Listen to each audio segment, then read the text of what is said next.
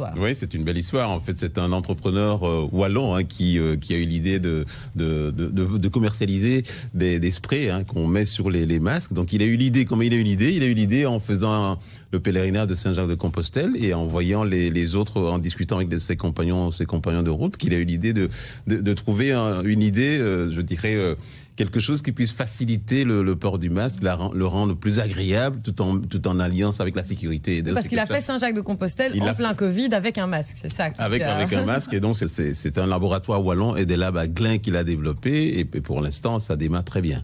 Donc l'objectif, c'est juste de diffuser une odeur agréable ou...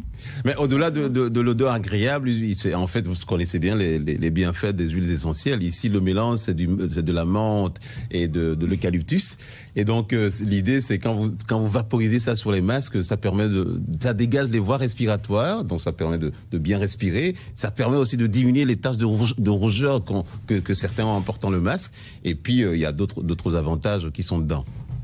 La recherche a été très vite. Okay. Et donc, il y a près de 10 000 flacons qui sont déjà commercialisés dans les pharmacies. Et puis, sur le site de la société purespray.eu. Donc, c'est dans des flacons de 15 millilitres à un montant, à un prix de 12 €. Ça se pas bien, ça.